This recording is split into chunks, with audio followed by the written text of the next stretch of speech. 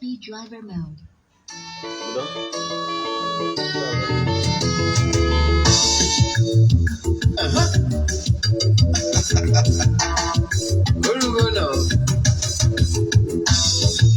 A na-ebulukwa mmadụ n'ọkwụnụma onye mee nke ọma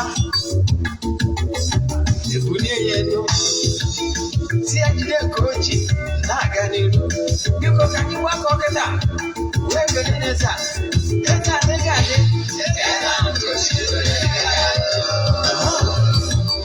eze anụ Ugochi tubelu nwoke ọma na oraifite ị ga-adị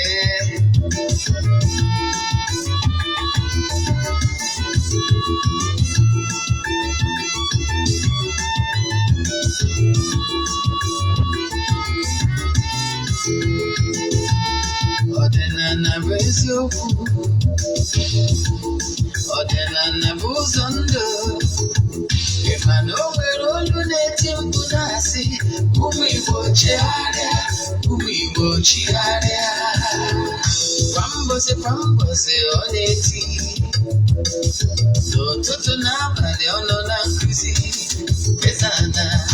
Eze-Ana Ugochi tubelu onye ọma na oraifite onye mgbasa ozi ọma ọdịnala gaba n'ihu Eze-Ana Ugochi tubelu onye ọmanye jem ọnụ ọdịnala bụ ụzọ ndụ gaba n'ihu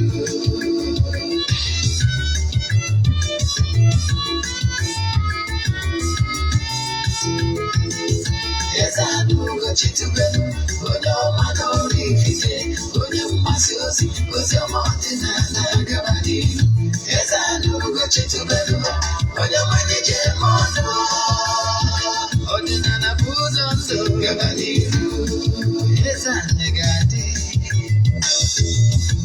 Ugochi tubelu ga-adị Ugochi tubelu tempụl ọ ya adị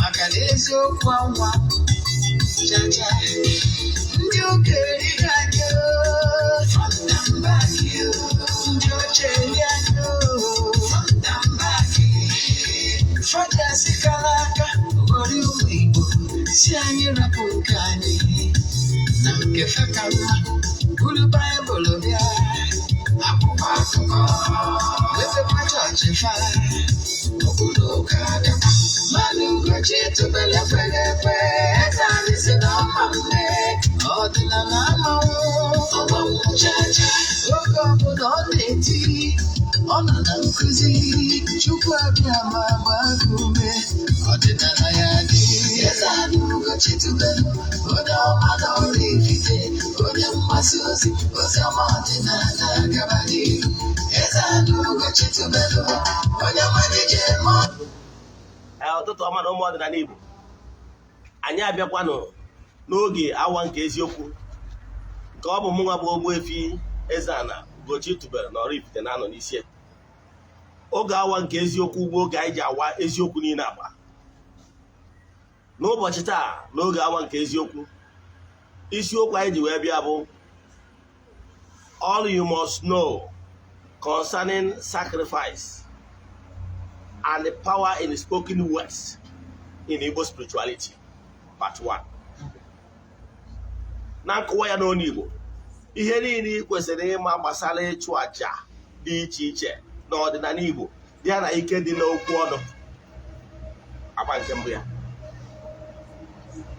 maka ndị ọbụta bụ izizi ha na-afụ m na our television channel or our social media handles afọ mbụ Ogbuefi Eze-Ana Ugochi tubelu oraifite abụ m onye isi nchụàjà na Ugochi tubelu ọdịnala tempụl anyị na-agba afa miri emi rụkwazi ọrụ mmụọ dị iche iche abụkwazi m onye isi nchụàjà na ọdịnala restoration prayer ministry bụrụkwazi onye mgbasa ozi ọdịnala Igbo.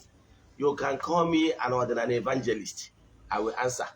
My mission is to help people live better life. N'ụbọchị tata n'oge awa nke eziokwu ihe anyị ji maka ya wee bịa bụ ịkọwalụ gị ihe kwesịrị ịma. Ọ bụrụ na ị na-esonyere anyị na Eziokwu TV gwa ndị mmadụ gbasara Eziokwu TV, I can tell you, you will learn a lot that will change your life for good. ọ bụrụ na ị na-esonyere anyị na other social media handles, tell people about us, share it. Ka anyị gabazie n'iru n'isiokwu anyị ji bịa, mana ka anyị gbaa ọkwa dị mkpa. Echefuna na aja anyị na-achụ kwa ọnwa aja anyị na-achụ n'igwe nke ọnwa Julaị ka na-aga n'iru. Ndị niile na-esonye bụ na aja amarụgo ka esi eme ya, mana maka gị ma bụ onye ọfụ ị chọrọ isonye na aja abụ aja mbuli elu, aja ịpụta ihe, aja a na-achụkọ ọnụ maka na igwe bụ ike. Ọ bụrụ na ị chọrọ isonye na ya dịka onye ọfụ, chaatị ya mụ na WhatsApp. Ị na-anya na skrin anyị, ị ga-afụ fon nọmba dị na ya bụ skrin. Ị nwere ike ịkpọ maọbụ send ya meseji n'ihe gbasalụ ihe mmụọ maọbụ consultation maọbụ prayers. Ị na-anya na ya bụ skrin, ị ga-afụ ya bụ fon nọmba. Mana bifo anyị weta nkụzi anyị n'isi njedebe, mma akpọkwara ya bụ fon nọmba. So ọ bụrụ na ị chọrọ isonyere anyị in this July on, na ending of this month ka anyị ga-achịkọta nke ọnwa July, mana ị chọrọ isonye na nke ọnwa Ọgọst, ebido kịta bukuo maka ya. Ndị mmadụ ebuku ego maka nke Ọgọst. Kedu ka esi ebuku ya? Ihe ị ga-eme bụ ịfọwọdụ ya 3 prayer request, email donation token to the account number. Ịchatizie na WhatsApp ka anyị gwa gị other details anyị needed from you in order to book you. Ọ bụkwa anyị nọ na WhatsApp mana ị chọrọ isonye na ya, edeghị anya na ị na-anụ olu m site n'Eziokwu TV, kpọkwa nọmba anyị na-afụ na screen for prayers and counseling and consultation ka akọwalụ gị ihe niile ị kwesịrị ịma etu ị ga-esi nwee ike isonye na ya. Ihe anyị na-eme na ya bụ ekpere fọ ngọ kwa ọnwa abụọ. Ndị niile sonye na ya bụ aja ga-eweta 3 prayer request anyị ga-place before the altar. Anyị na-achụzi aja na-aga ọfọ n'isi ha dum ganye n'ọnwa Ọgọst awụ. I can tell you enwe massive testimonies, mana ka isi wee malụ temple anyị anaghị esho ihu ọlụ na social media maka na ọ dịrọ necessary. We are best setters. So ndị sonyela anyị na ya bụ aja, ndị bụ nọ na WhatsApp, anyị ga-esendịrị ha ihe onyonyo to them only. Ga-abụ ihe kwesịrị ịma. Ọ bụkwazie na n'onwere ka o si dịrị gị na ị chọrọ ịbịa na temple bịa kpee ekpere, chaatịkwazie na WhatsApp nọmba anyị na-afụ. Ma ọ nwekwazi na ịchọ ka agbalụ gị afa miri emi, na nọmba anyị na-afụ na skrin ka ị ga-akpọ ma ọ send ya WhatsApp meseji. Ka anyị gabazie n'iru na nkụzi anyị ji wee bịa n'ụbọchị taa. Ọ bụkwa na ị chọrọ iweta advert ma ọ bụ na ị chọrọ ịpartner with Eziokwu TV, na anya na ya screen na ọ bụrụ na ị na-watch from Eziokwu TV, ị ga-afụ our number. Ị ga-send WhatsApp to only for advert and partnership. Ka anyị gaba n'iru na nkụzi anyị ji bịa. Kedu ihe anyị ji bịa? Anyị chọrọ ka anyị kọwalụ gị the power in spiritual sacrifices and the method of sacrifices in Igbo spirituality, and what you should know about power in the spoken word. N'aha Chukwu Okike, in the name of the Most High, the creator of the whole universe. Maka na ike dị n'okwu ọnụ. Ihe ndị wee gwa gị na ọdịnala bụ ụzọ ndụ and remain the best is this. Don't mind me, I will be missing English and Igbo. You know why? We have audience everywhere. Some of our fans does not understand Igbo deeply.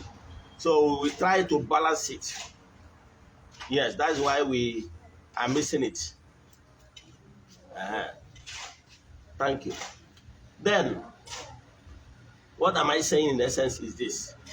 Sacrifices, I will start with sacrifices. What is sacrifice in Igbo spirituality? Enwere ụzọ aja na-abụ dị na ọdịnala Igbo in Igbo spirituality. We have 2 types of sacrifices in Igbo spirituality. Aja ihe mme, sacrifice of animals. When I talk about animals, I talk about lesser animals. Yes. Enwelu aja agbaro mme ai kpọrọ aja ihe ọnụ na-eri. But we have blood sacrifice and non-blood sacrifice in Igbo spirituality. Now, we offer each and every one of them depending on what we want to achieve. Yes. Now, there might be need for non-blood sacrifice, including Saraka. Saraka is sacrifice, if you don't know. Sacrifice is trying to offer something in exchange of something. Trying to offer something in exchange of happiness. But I can tell you, whether I put a Saraka, can a mero mumada, they body a chuaja, sacrifice, can a mero mummo. What you are trying to do, and the aim there is for the happiness of either mummo, echolaja, and the happiness among woman mother, echolaja. What are you looking for? You are looking for their happiness. Example, when you are advised to offer sacrifice in the name of Saraka to children, what is important there is that children's happiness. That children's happiness is what is needed. So, onye abata na enwere ike isi gị gota ihe biskiti nke ọ bụ ihe ụmụaka na like bụ ụmụaka mere ha Saraka. What is important there is that happiness of ụmụaka nwa ọ ihe ha chọrọ. Mgbe ụfọdụ enwekwara ike isi gị chụọ aja to ụmụ mmụọ, akpọrọ ya aja uke, akpọrọ ya aja ọmụna, enwere aja enu ana, o nwere aja ndị ọzọ ị ga na-afụ Igbo spirituality ebe a chụrụ aja ihe ọnụ na-eri bụpụ ya na main road. Yes, aja ihe ọnụ na-eri anwa gịnị ya adị n'ime, ihe ga-adị n'ime nwere ike bụ bread, o nwere ike bụ Fanta, ihe ụtọ, then ego ya adị ya, ihe ndị ọzọ ọnụ na-eri ma sweet ma ihe niile ga-adị ya, ime ihe eji eme ihe anwa. Ndị anwa ị na-akpọ na ndị abụ ndị ọgbanje, ndị ahụ ị na-akpọ ndị ala, I can tell you na o nwere mmụọ nsọ ha. If you doubt na o nwere mmụọ nsọ ha, go to bus stop, sleep there overnight, go to waste bin, refuge dump sites, go and eat all manners of those stuff and see if you will not be taken to hospital. Have you asked yourself, why is it these people are surviving? Okay. Have you asked yourself, when was the last time you visited the hospital? Yes, you. Then in a die one malaria every time you go more when was the last time they na gonna have on the ala mad people? Can we pass had you know? Or no, in a dog attach basara. How are they surviving? How? If a mad woman that is so-called mad woman, Ogbuefi no antenatal, no medication, nothing, or much we had head. Did you go with how? More can than mad. Can I check one who know more Sunday? Yes, only more Sunday. So here not check one again. A bomb no more Sunday. Here, where to put a jokoroso, it is a Fanta. Bread idea. Only come on, I go again. If you go over to Chukwu Kesi and Henry, only Kina and a village, only mass or the mad for the past 20 years. Or Canada. If you go over Kerikosia survive. Oh, well, act of love. And a Bupunilo. Yes. How will you go when you go for any man will you give you sure if the Georgia? More on I go where you get to those I go out here. O nwere ike ọfụzie ihe aja adọwara m road speed ọ ga-eji wee dive ya, ọ na-ata bread ọ kpọrọ onwe ya Fanta ya ihe ụtọ na-aṅụ, ọ na-enwe aṅụrị na-asị Chukwu okike ekene dịrị gị. O nwere ike na-enezi ya 500 etiri n'ime efere, obi ahịa ka na-enwe nwa, ọ bụzi onwe ihe ọzọ dị ya mkpa o were ego. That happiness ya nwe o nwere at that moment or sighted that particular ihe aja, all happiness ya ga-eri. So what you have a mail for in vain. that happiness ya nwe na-achọ iji wee nye motherless baby home. All that happiness ya nwa ka nwa dibịa bupụrụ aja na main road na-achọ. Ịghọtara ya? Ana m achọ ịkọwalụ gị na-enwere ụzọ dị iche iche eji echeta ndị mmadụ eji achụpụ aja. Ọ kachasị ndị agha na-achụpụrụ aja ndị enwere ike ịkwụ ụgwọ, maka na ndị agha na-ekwu ụgwọ o nwere ike ọ bụrụ ndị si na ahụ adịrọ. They are not there tomorrow to help you. Ha nọrọ ebe ahụ anyhow to help you or ịkwụ ụgwọ n'ụdị ọbụla. Mana ịma na ha bụ less privileged. Ịma na ha bụ handicapped people. So therefore you offer to be of great help to them. Ịghọtara ka dịtị nsị dị? Etu a ka ọ dị. Etu a ka ọ dị bụ mgbe ị bịara were ihe aja. Were ihe aja. Ọ na ịmara ọnụ ọ bụ mmadụ mma nke ndụ. Mmadụ bụ jee gụọ Genesis bido na 2 baratawa to 4. Ị ga-afụ na chapter 2. Ị ga-afụ na Chukwu Okike mandated human beings mụ na gị, yes, to take good care of the entire creation, the mankind, to take good care of this earth gross material. It's a mandate. We are caretakers. We are mandated.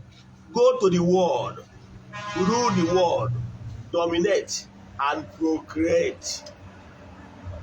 Procreating is not only ịmụta nwa. Ime ụwa ka ọ dị ọhụrụ. Ị na-create na-alụ modern houses, na-alụ smartphone, na-alụ Android, na-alụ nke ihe niile na-alụ creating. So Chukwu Okike nyego mmadụ ike na amamihe ka ọ gaa n'ụwa create ụwa, mee ụwa ka ọ bụ ebe makarịrị.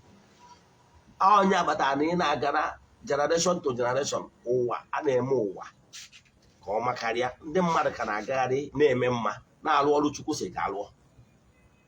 Mana ajụjụ m chọrọ ịjụ gị, kelee maka ihe ndị a Chukwu kere eke eneghara anya.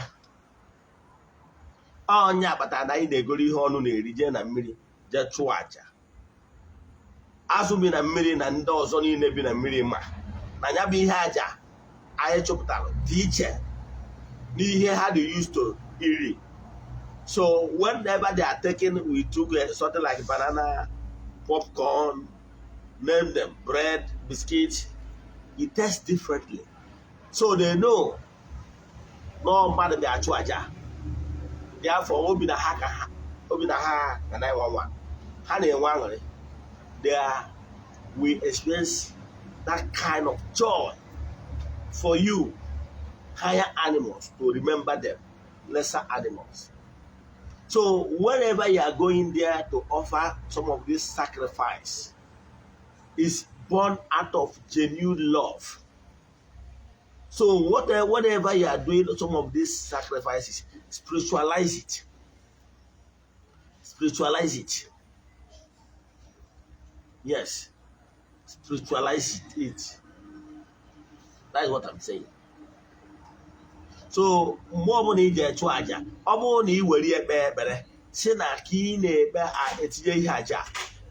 May the joy of those animals and elements living in the water, may this joy bring back so and so need.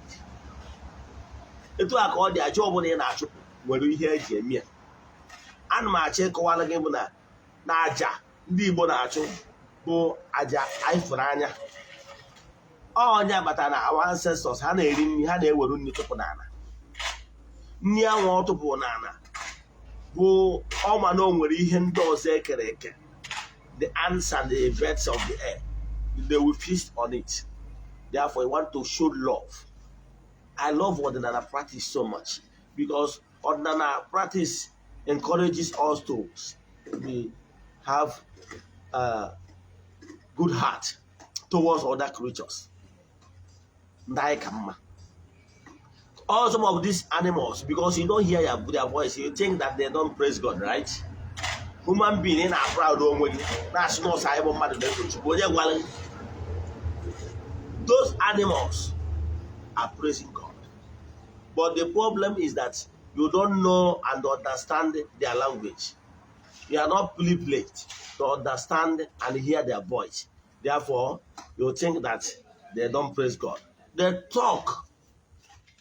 Those animals, they talk. So offering sacrifices to those animals is a kind of joyful activity. Let me tell you, when my grandmother was alive, I used to stay with her when she was alive. Every morning, you will see all the birds. They will be hovering around her window, doing co. She will wake up, go and take some of these animals, this their bird food. I don't know if it's dawa or whatever. She will come out and throw it to them. After eating that morning saraka, she normally give them. Before they will see them start going out from Umpio, one after the other. But every morning, they must come and say, Mama, Mama.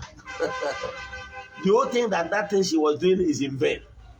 That is joyful activity in action. So when was the last time you caused ihe Chukwu kere eke to be happy? Ordinary Igbo. Now, other religion will claim that they do this, right? Yes. Ihe ọzọ ordinary Igbo ji wee nwee an edge bụ ordinary Igbo kwenyere n'ikwubi okwu. Ordinary Igbo kwenyere n'ikwubi okwu maka na ordinary Igbo kwenyere n'ike okwu ọnụ. Ọnya kpatara anyị ji ajụ ogu. Ọnya kpatara ordinary Igbo ji kwenye na ọnụ mmadụ bụ ọnụ mmụọ. Ọnya ka ordinary Igbo ji wee sị na okwu gbasara mmụọ adịghị ebi n'ọnụ ofeke, n'ọnụ dibịa ka ọ na-ebi. Maka na ọdịnala Igbo kwenyere n'ike dị n'okwu ọnụ. Ka ngwa world religion ị na-afụ is either the religion, this foreign religion ndị anya, ha believe n'ike okwu ọnụ. Yes, they use the power of tongue. Yes, and the ordinary Igbo uses the power of tongue as well. You know that, yeah? Ha na-eme saraka. Ordinary Igbo na-emekwa saraka. Ebe na be m ụbọchị anyị ji arụ ọrụ ịfụ na ndị mmadụ ga-abịa. Ọgwụgwọ n'ụbọchị na-egburu egbu na-agwụ ya agwụ. A na-achịkọwara gị na ọdịnala Igbo na-emekwu saraka. Ịghọtara ya? Ha na-eyuzu ike okwu ọnụ. Ọdịnala Igbo na-eyuzu ike okwu ọnụ. Even before ha na-abịa, ndị ụka nyere abịa. Ha na-achụ àjà na-eme saraka. Ndị ọdịnala Igbo na-emekwu saraka. Mana ana m achọ ịgwa unu ike dị n'okwu ọnụ. Ọnya kpatara our administration bụ ụbọchị anyị ji ekwubi okwu n'isi ndị mmadụ every Thursday. Anyị ga-eje na temple gọọ ọfọ kwubi okwu n'isi ndị niile bụ ndị enyi anyị, children of the temple and friends of the temple all over the world.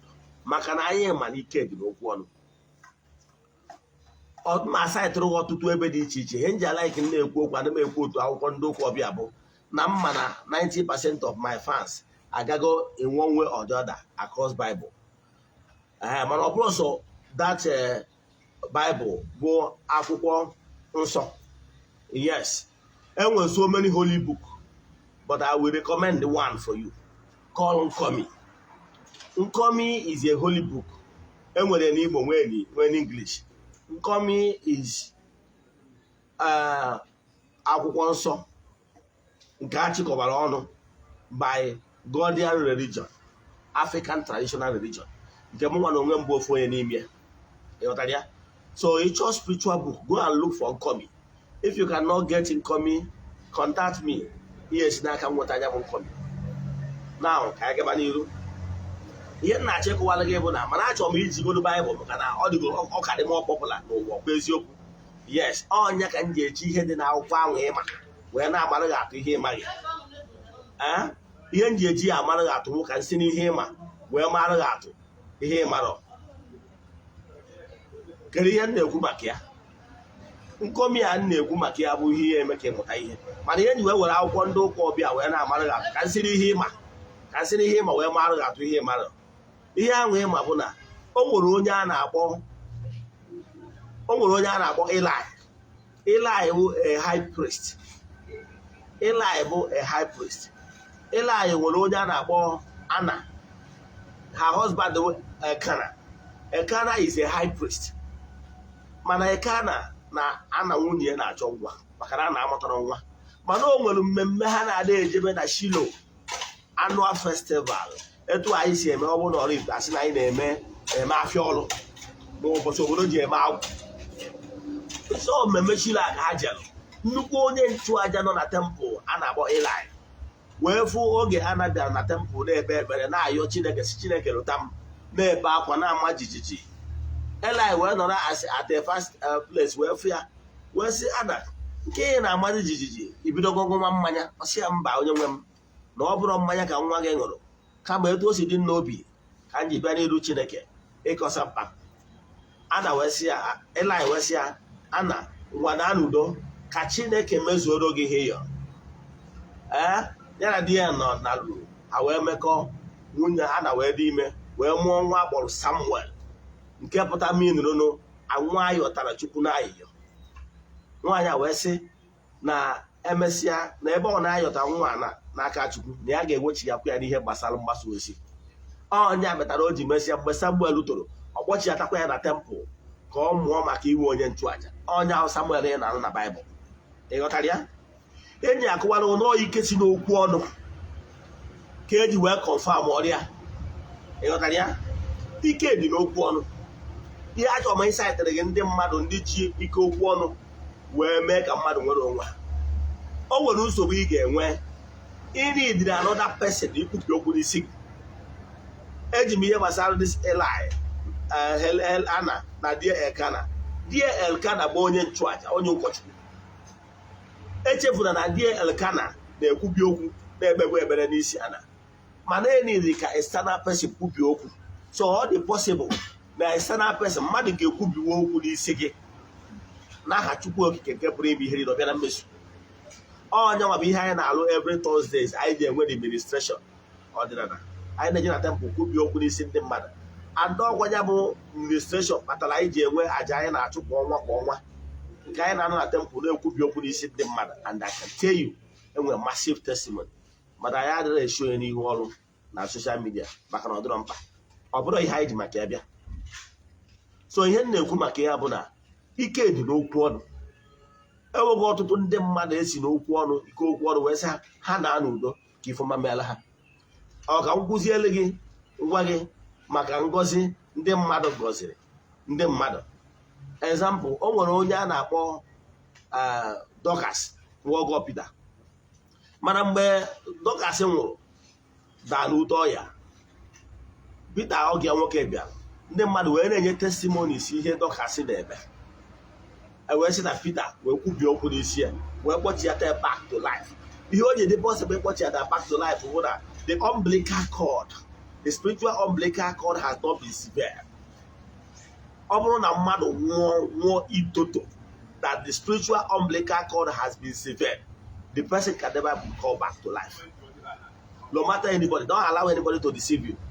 If somebody might die, but the spiritual umbilical cord has not been severed, maybe doctor might come as in pronounce that this person is dead. Yes, but doctor will only talk as a carnal man. But unless a spiritual person now look into the spiritual and find out that the spiritual umbilical cord has been severed, the person can never come back to life. But if the spiritual umbilical cord is still connected to that body, whoever that has the power can call that spirit back to the body. It's possible. Yes, it's possible. For few mystics, it's possible. Mana ihe na-achịkọwala gị bụ na ihe gbasalụ ikwubi okwu dị ọ dị ile. A na-ekwubi okwu n'aha mmadụ ọbịa na mmezu. So ike dị n'okwu ọrụ n'aha Chukwu okike, maka na onye na-ekwubi okwu na-ekwubie n'aha Chineke. Ọ bara uru ka nje menshọn ọba ndị even erekọdụrụ, maka na na-ekwu nke erekọdụrụ inwe ike na-asị na akụkọ ịkọja. Ị nwere ike isi na akụkọ ịkọja, mana onye ka nji ewere nke maara. O nwere ebe rekọdụ na Baịbụl ebe Jizọs rabai ndị ụka ọbịa sịrị mmadụ chiri uche ya na ọ dịgoro ya mma, ọ dịrị ya mma. Ike dị n'okwu ọnụ. Ọ bụrụ sọ Jizọs, o nwere ndị bụ nwe nkwa ndị nkịtị, mana ha nwere ike kwubi okwu na ndụ ndị mmadụ ọbịa na mmezu. Ọ bara uru ka agwa maka nwaanyị Zarefat na Elijah. mgbe agụụ dị n'obodo fa, mana o kwubiri okwu n'isi nwaanyị Serafat si na igbe mmanụ a esi gbapụta mmanụ eji wee mere ya achịcha, ya na igbe ọka esi wepụta achịcha emere ya, na mmanụ ama agwụ agwụ na ọka ama agwụ agwụ. Etu a ka ọ dị. Elijah mekwara ekpere ka mmiri ozuzo ghara izo n'ala Israel. O mere according to that Bible report. Ihe m na-achọ ịkọwara o mara ike dị okwu ọnụ. E nwere ọtụtụ ndị mmadụ anyị kwubiri okwu n'isi ha ihe ọma meela ha, anyị anaghị eshi o testimony maka ọ dịrọ necessary. Mana ihe m na-achọ ịkọwara gị bụ na ike dị. O nwere ọgụ ị ga-emelu mmadụ, you spark the joy in that person's heart. The person nwere ike ikwubi okwu n'isi gị ọbịa na mmezu. So ike dị n'okwu ọnụ. Mana ka m gwazie gị ihe ọdịnala Igbo ji wee bụrụ karịcha. Ka m gwa gị eziokwu, onye ọbụla na-akọndem gị Igbo spirituality on the guys na ndị Igbo na ọdịnala Igbo na-achụ àjà, na-egbu anụmanụ, na-agbasa ọbara, onye na-eto at ignorant of how things work. Show me a place in the Bible, ọ bụgoro from ọnụ Rabbi Jizọs ndị ụka ọbịa, ebe o ji ọnụ ya o jiri ji ma ọ rie ede wee si achụ na aja na mme aja mme. O nwere ebe o kwuru ya. And gwa m ebe Chukwu Okike ji ọnụ ya wee sị mmadụ achụ na aja ihe mme. Even mgbe Abraham pụtara nwa ya edutu aja, nwoke sị ya no, don't harm that child. Na-ebu wee chụọrọ m aja. According to that story, na Chukwu ji aka demand si chụọrọ ya aja ihe mme. In ancient time, a chụrụ aja ihe mme dị iche iche, and never a time as a si achụ na aja ihe mme. Ana m agwa gị, ụfọdụ ndị mmadụ na-eje na-ekwu otu, onwe ike na-ekwu oturu gị si na Jizọs ha na ọgwụ ọ nwụrụ n'obe akwụọrọ ụgwọ mmehie niile dị n'ụwa wee na-amụ na Chinko language. Ụdị ife a dọrọ, o nwere onye ọbụla ị ga-asị na ọ nwụrụ ọnwụ maka ihe wee chụọ aja maka ihe na onwere ozi aja ọbụla dị necessary. Ebe a wee ebe anyị nwere ọdịnala Igbo spirituality nwere problem with ndị anya, mana mma achọ ka m kọwara ya maka ịghọta. O nwere ihe dịka na Jizọs nwụrụ n'elu obe wee kwụ ụgwọ mmadụ ji. Ụdị ihe a dọrọ, ịghọtara ya? Yes, o nwere ihe dịka na akwụrụ ụgwọ mmadụ ji. Ọ bụrụ ya, ọnwụ ọ nwụrụ bụ dastardly act, out of envy and jealous of his brothers. The Pharisees and the Sadducees, they are too jealous of him. No, the worthy followers they decided to kill him in order to stop his popularity. What they did is out of jealousy. And even their father, to the extent that Herod jụrụ ha, koro onye unu chọrọ ka a hapụrụ unu, ọ nwanne unu nwoke awụ Mesaya unu ka ọ bụ Barnabas. Ha sịsị ha bụ Barnabas nwa onye ekperima. Ịfụrụ ya? Ya afụ agbụrụ sịrịsị gbuo Mesaya ha, denụ hapụ onye ekperima onye mkpụrụ mmiri ka ọ daa n'udo. Ịghọtara ya? So is that born out of jealousy? Even ndị nna ha so wee sịkwa, let the blood be on our head and on our children's head. They knew that what they did, they committed an abominable act, and there is severe consequence with it. How was severe consequence with it? Because how do we understand that the act of committing such act is murder? What am I saying? And they said, let the blood be on our head and on our children's head. So they know that what they committed is evil. Now, they want to know what you believe. Now, no Messiah need you. Now, what they committed is dastardly act. Let me give you an example. Or whatever is also no copy of the Bible said. I quote, no ga-aka njọ onye anwa ga-alala nwa nke mmadụ lee, onye anwa ga-eme ka onye anwa ga-ebitre ya. Ọ na-refer to Judas Iscariot. na ọ ga-aka mma na-ewere okwute mmanya n'olu tụ ya na mmiri ka ọ ghara ise n'elu ka mmiri gbagbuo n'ime mmiri iji gosi gị till today nobody na-aza Judas. O nwere onye kwụtakwuru baa nwa ya Judas to show you that name nwa afọ abụrụ ọnụ na Judas connived with ndị ọzọ wee commit a murder. Ihe ha mere murder. O nwere mgbe ọ sịrị ekene dị na onye ọbụla ga-eme ka ele m ka e wee gbuo m na onye ahụ onye kacha wee mee na onye a ga-enweta ngọzi. Nwere ebe o kwuru ya maka na o nwere blessing ebe ọ na onye blessing for ndị ga-asọpọtụ ka e gbuo ya. Mgbe ọ nọ na guest body n'elu ugwu na-ekpe ekpere, mgbe e gosiri ya ajọ obi na plan ndị mmadụ na plan ka e gbuo ya, ikiri ka o mere ekpere, ọ sị nna na ọ bụrụ na ọ ga-ekwe eme ka e wezugara iko afụfụ maka na ọba this is suffering. He did not come to be killed. You know why? Chukwu okike na-ekwu na 10 commandments, thou shall not kill, can never and will never. Ese na mmadụ na his son, no get said his son, according to the Bible, and to be killed in order for man to be saved. How can it be happen? Okay, now if somebody offend you and you have a son, you now say, is it not better for you to say, okay, I have forgiven you my debt, I have forgiven you, than say the only way does it make sense? It doesn't make sense. So when you hear the guy now us say buru nwa ya ka mmadụ ga-eji nwe nsọpụta ọ bụrụ eziokwu ka m gwa ụnụ o nwere ebe Jizọs ndị ụka ọbịa kwuru and I quote ọ sị site n'okwu nke unu nụrụ na-emego ka unu dị ọcha. From the word you have heard, we are now clean. So okwu nke ndụ a bụ okwu na-enye nzọpụta. The word of God, okwu ihe na-anụ now, eziokwu ihe na-anụ now, will give you salvation. O nwere ebe okwu esi ọ gwachara ndị mmadụ okwu esi emego ka unu dị ọcha site n'okwu nke unu nụrụ. So if you hear the word of God and keep it, you will be clean. Ọ bụrụ mgbe ije commit a dastardly act n'igbu mmadụ or higher animal. No human being on earth is permitted to take life of another human in sacrifice disguise. Oh, I'm agwa that Igbo spirituality does not support Igbo culture. That thing was done by ignorant people. You understand? Evil chief priest or evil person just sacrifice your mother to Alusia to you on name. It's not an Igbo support that. No, Igbo spirituality is different from excesses of man.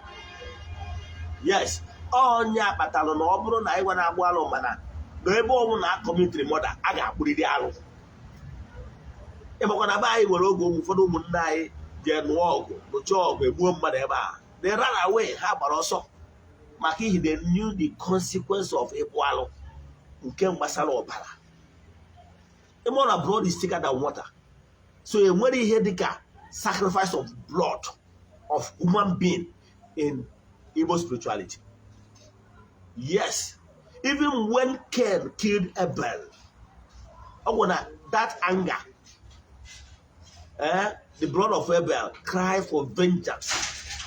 So in Igbo spirituality does not support any form of human sacrifice, whatever I draw. So what am I saying? Human sacrifice was never supported by Igbo spirituality.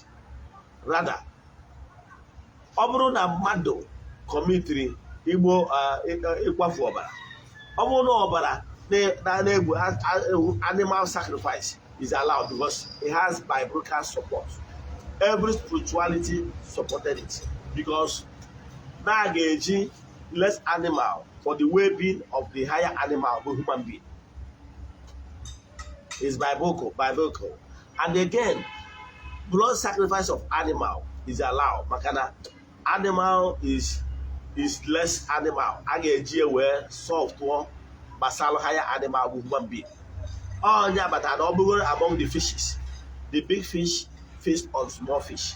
So human spirit is higher animal. So we can feast on animals that is lesser for our own well-being. But a human being, a human spirits are equal. So no human spirit is permitted to take another life. You understand? So ordinary spirituality does not support taking life of human being. That we use animal sacrifice.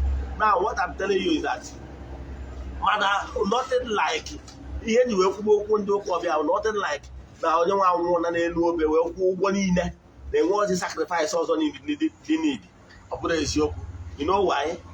Mgbe a na-akọrọ anyị akụkọ gbasara Garden of Eden, achọrọ ka njiri ihe ma wee maatụ. A gwara anyị na Garden of Eden na Adam and Eve mere njọ ewee chụpụ ha n'ogige nke agbịrị. Ọkwa eziokwu na ha tara mkpụrụ osisi asị ha tara, achụpụ ha n'ogige nke agbịrị, chụpụzie ha n'ebe ha ga na-ata ahụhụ bụ n'ụwa. Ọkwa ihe a gwara anyị mgbe a na-ajụ mgbe ahụ a sị na Jizọs ndị ụka ọbịa ebe ọ bụ na ikwenyere na ọnwụ ọ nwụrụ kwụrụ ụgwọ niile mmehie niile dị n'ụwa. Mgbe ahụ ọ sịrị it is finished, ọ gwụsiwo. For your mind, ikweta na ọnwụ ahụ ọ nwụrụ akwụkwọ n'ụgwọ niile dị n'ụwa ndị nọ n'ụwa mgbe ahụ. Kwa eziokwu. Now ajụjụ m nwere ịjụ gị bụ kedu ebe njọ si batakwazie n'ụwa? Ọ bụrụ na ọnwụ ahụ ọ nwụrụ kwụrụ ụgwọ mmehie niile dị n'ụwa, who committed another sin and who brought another sin back to the world? Ebe ọ bụ na ọ kwụọ n'ụgwọ nke ochie, who committed another sin nke mere anyị ji ata ahụhụ taa? Who committed it? Now ọ bụrụ na ọ kwụrụ ụgwọ mmadụ ji and nọ njọ mmadụ according to that Bible story ka eji chụpụ mmadụ na Garden of Eden, kedu ihe batazi na mgbe ọ sị it is finished? Why gwa na akpọrọ mmadụ kpọchi ya back to Garden of Eden? Why? Ya bụ ajụjụ nchọkasị ka ejuo onwe gị. Ọ bụrụ na ọ kwụrụ ụgwọ sị it is finished, why na ndị ihe eji chụpụ mmadụ na Garden of Eden bụ mmehie, and na ibelieve na ọgwụgwọ ụgwọ mmehie, why na akpọchighara mmadụ back to Garden of Eden ebe aṅụrị dị? Why? Nke ịbụa, a chọrọ ịjụzi gị who committed another sin njọ ji wee batakwanụ ebe ọ bụ na according to Bible na akụkọ ndị ụka ọbịa na Adam and Eve mere njọ wee batanụ. Ifuna na that story agwara gị akụkọ mba agaba. Ihe na-achọ ịkọwara gị bụ na mother is mother. You are not permitted to murder any human spirit. Yes, you cannot. Mgbe anyị na-aja ụka ọbịa, remember, o nwere ike ịnọkịtasị na ọkwụrụ ụgwọ mmehie maka ihie na onwere ozi aja ọzọ dị necessary. Ọ bụrụ eziokwu, ọnwụ ọ nwụrụ bụ as a result of wickedness, is dastardly act committed by fellow human being out of jealous and envy. Even people that betrayed him said, let his blood be on our head and on our children's head, because they understand how things work. So can you take a imagine now to waste here? See that dastardly act. Judas and those here conspire. Where n'ọbụzi n'ọkwụrụ ụgwọ mmehie. Kedu ka Chineke sịrị again, kedu ka Chukwu okike sịrị thou shall not kill? Ga-ezitekwa nwa ya purposely to be killed. Now ọ bụrụ na agwado Jizọs ndị ụka ọbịa na ihe o ji abịa n'ụwa is only to be killed in order for man to be saved. Kedu ihe o ji kpewezie ekpere ka ihe agabiga? Kedu ihe kpatara ya na agwara ya from day one na ọbịa ka egbuo ya? Ihe na-achịkọwara gị n'ụdị ha adọrọ. He came to the world, to his people, to preach to them, to live a good life, so that they will be clean. Said okwu nke ha ga-anọ ha ebido bibe ndụ dị mma. But that is his mission and dream are cut short by envy of his people. So ihe na-achịkọwara gị nothing, o nwere ihe ọbụla ma any mandate ọbụla pull stop to blood sacrifice. E nwere ụdị aja dị iche iche anyị na-achụ n'ọdịnala Igbo.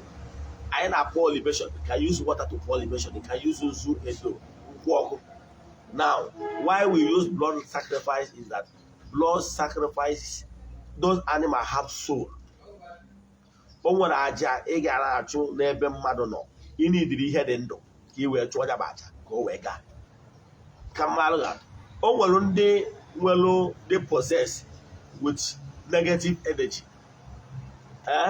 Mana ekwubiri okwu n'isi ha negative energy aji ha pụọ ha nwere onwe ha ọgwa eziokwu mana o nwere ndị Jizọs ndị ụka ọbịa chọrọ ịgwọ ọnụ o wee sị mba na onye na-etu a ọnọdụ ya dị ike na-aya arụ ọrụ n'isi ya ọ bụ anyị nwere arụ ọrụ ọdịnala mana o nwere ndị problem ha bụ nso ihe a na-ediri ikwupi okwu n'isi ha dewobi oke nwee ndị ụdị problem bụ na a ga-achụrịrị aja a ga-arụrịrị ọrụ ka mmadụ ga Jizọs wụra bai ghọtara how things work onye ọrụ ka ọ bụ nyanwa lụkwuru ọrụ n'oge nke ya ka mmadụ ga o nwere onye ọfụrụ kpụrụ isi ọ gbalụgo na ọnọdụ onye a abụrụ ọnọdụ I cast I bind go out from him no o wee were asọ mmiri ya misi ya wute aja wee too onye a n'anya wee si aja na mdị ga-eje sichapụ ihe ya ịma ọnụ ọrụ ka ọ lụrụ ị na-achọ ka asịsị weta nsi ma ọ bụ edo ọrụ ka ọ lụrụ ọ mana problem onye nke dị beyond open your eyes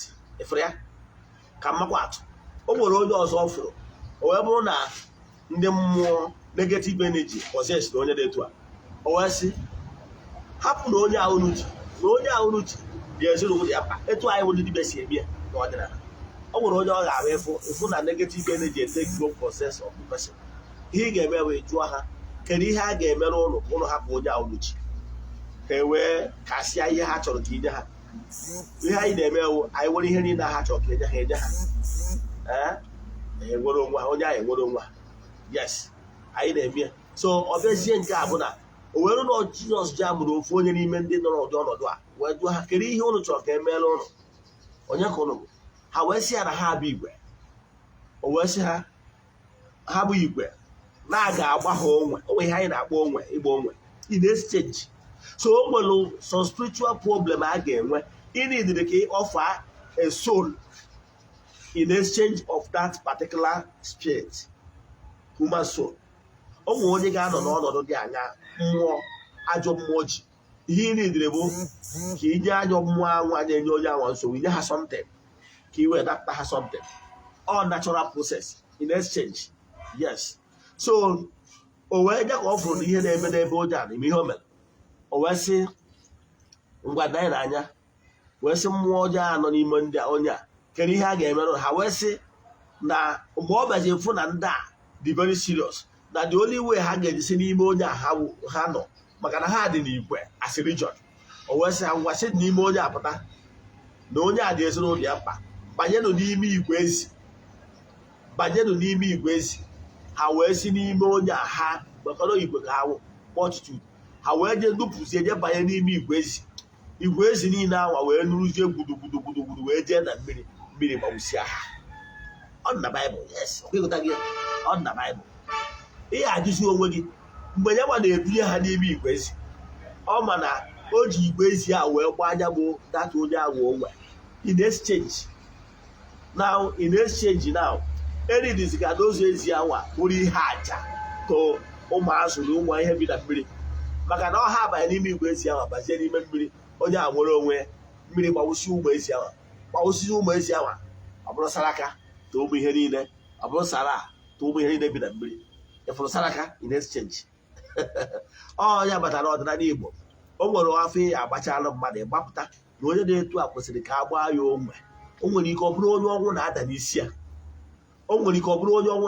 ya ihe ị ga-eme ya gbaa ya onwe iwere anụmanụ ihe dị ndụ release ihe anụmanụ dị ndụ ka soul anwa of that animal bụrụ ihe appeasement to those negative vibes negative energy na-achọ ndụ ya ịghọtara ya mgbe gburugburu onye batara ndị mmadụ ji akpa ihe eruru na ngwuru ma ọkụkọ ma ewu o nwere negative spirit ga-abata na compound instead of iwe mmadụ one anya fụ ewu ebe ọnwụrụ ụnụ pụta na ụnụ na-ara afụ ozu ewu yes eji egbu onwe instead of iwe mmadụ wee anụmanụ dị na ngwuru etu aka ọ dị ma ọkụkọ ihe na-achịkọwalụ gị bụ na otu ụmụachi agwụgasịrị uru ọba nwere aja ọbụla achụrụ bụ mfe so Igbo spirituality will the compendium of the entire spiritual exercise n'ọdịnala Igbo wezuru ihe niile ị na-anya na screen ị ga-afụ nọmba na ya bụ screen a ọ bụrụ na ị na-watch from Eziokwu TV na-anya na screen ị ga-afụ nọmba dị ebe anwa ịfụ nọmba dị ebe anwa kọpịrị nọmba anwa n'aha Chukwu okike nke pụrụ ime ihe niile, onye ike niile si n'aka ya bịa, anyị okwubi okwu n'isi ndị niile sonyere anyị n'oge awa nke eziokwu. Anyị aga ọzọ n'isi the friends of the temple and the children of the temple and our fans all over the world. A sị n'ụbọchị tata, may the angels of God ndị na-eri oke n'ụbọchị tata bụ orie gọzie ụnụ ma nọnyere ụnụ oge niile. Ya gazie. Ọ bụrụ na ị na-esonyere anyị na YouTube ma Facebook, ịmarụgo akara WhatsApp anyị 08057837672. I repeat, 08057837672. Ya gazie ka ọ dịkwa n'oge awa nke eziokwu echi niile. Daalụ.